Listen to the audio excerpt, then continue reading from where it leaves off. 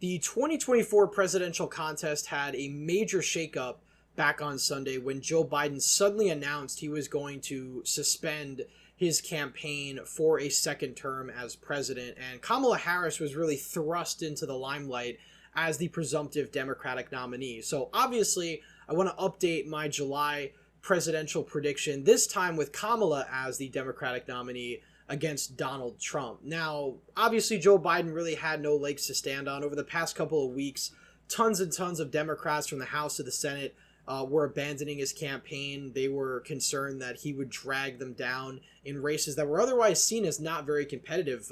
Tim Kaine in Virginia, for example, was concerned about his seat. You had Martin Heinrich in New Mexico. These are very blue states that Joe Biden's unpopularity was putting into play. Now, I think Kamala Harris is the second most unpopular Democrat, but that's still an improvement over the most unpopular Democrat that could run this time around, which was Biden. So now that he's out of the picture and he's supposedly going to finish the rest of his first and only term as president, Kamala is now the Democratic nominee. So we're going to get to the prediction in just a second, but first, if you're new to the channel, please consider subscribing down below and liking this video if you enjoy.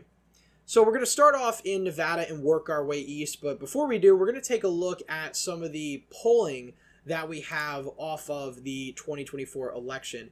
Kamala versus Trump, according to RCP, has Trump above water in the popular vote by 1.5%. Now, if we compare it to Trump versus Biden, Trump has nearly double the margin against Joe Biden. He's above water by 3 points. So a 3-point margin for Donald Trump in the popular vote versus a 1.5. Certainly improvement for the Democrats, but the fact that Trump is still leading, I think, is a bad sign because Donald Trump has never led Hillary Clinton or Joe Biden in the popular vote polling. And as we know, in 2016, Hillary Clinton won the popular vote even though she lost the Electoral College by a pretty considerable amount.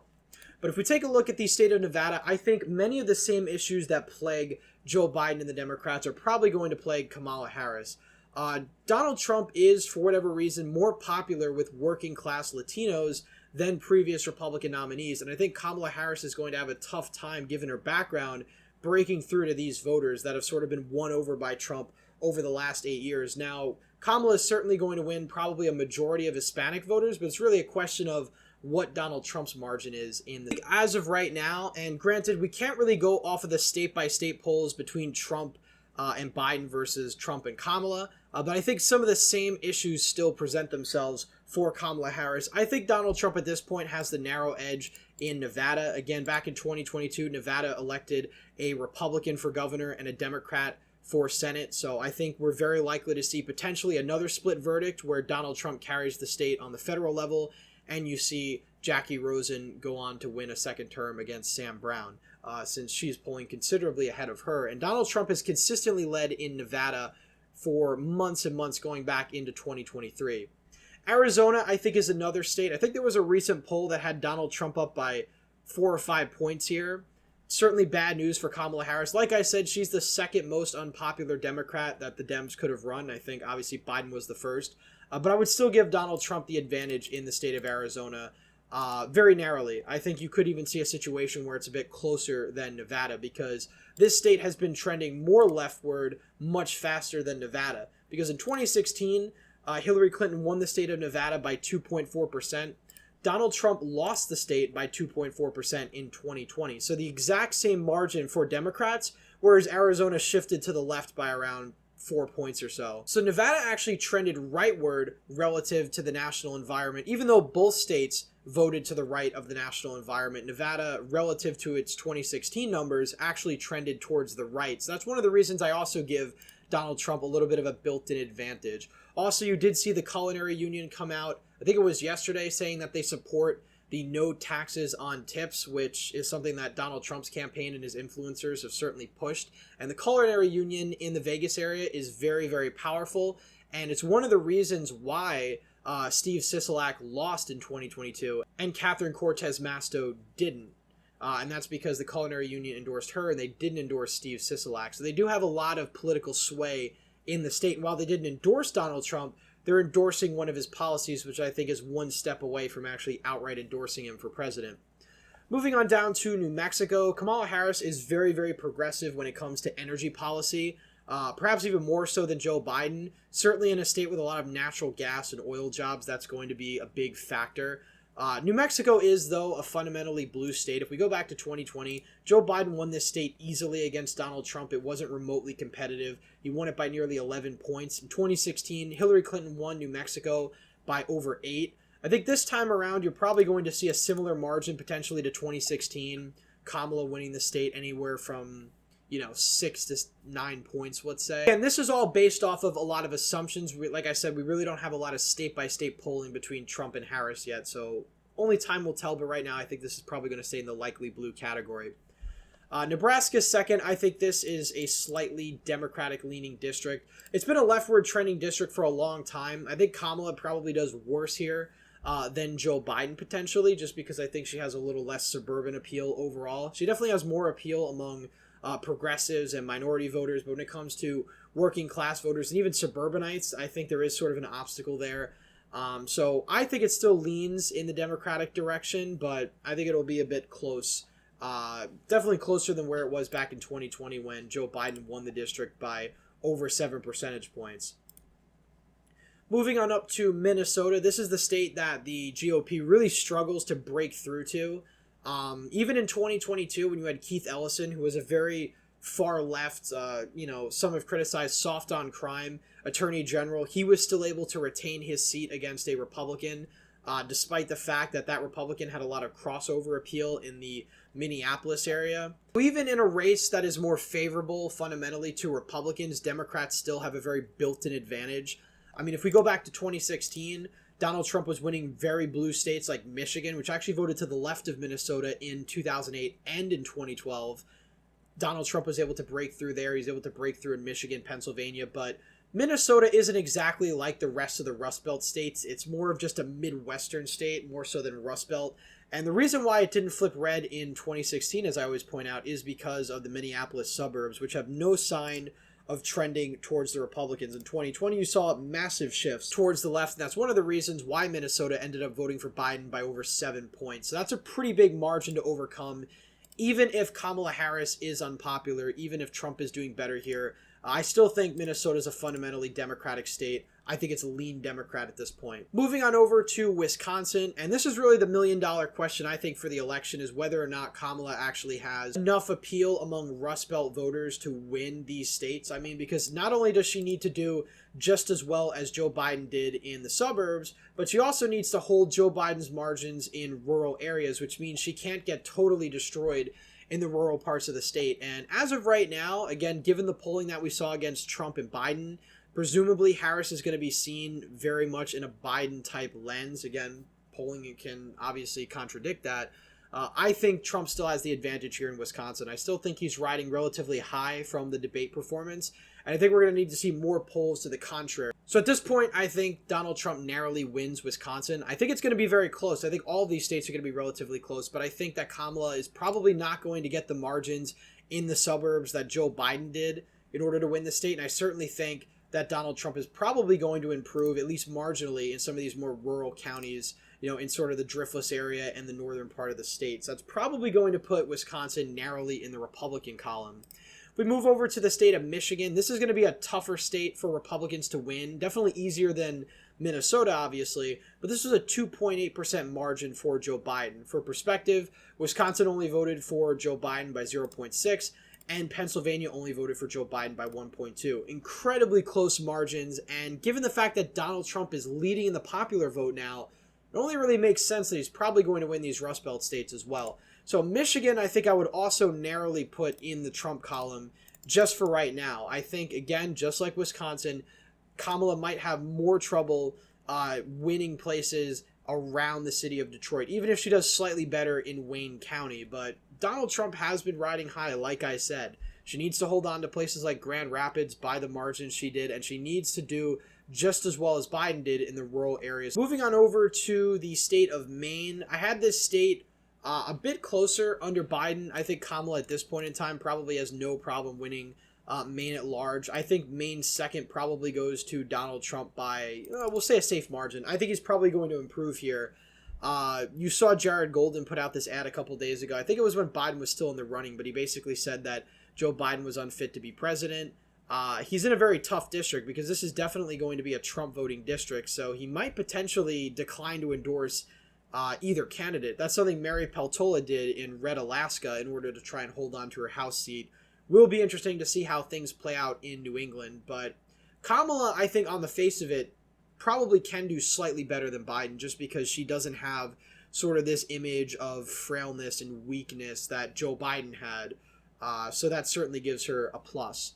The state of New Hampshire, some of the polls had Donald Trump leading here right before Biden dropped out. I think by default, it goes right back into the lean Democratic column.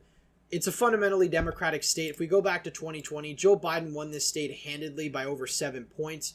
That's a pretty massive shift over the less than a point margin we saw back in 2016 with Hillary Clinton. And I certainly don't think Donald Trump is going to do any better in New Hampshire than he did in 2016. You've had a lot more liberal transplants from Massachusetts. And I think with Biden out of the running and sort of a more functional Democrat, we'll say, I think that puts the state back in the sort of lean Democratic column.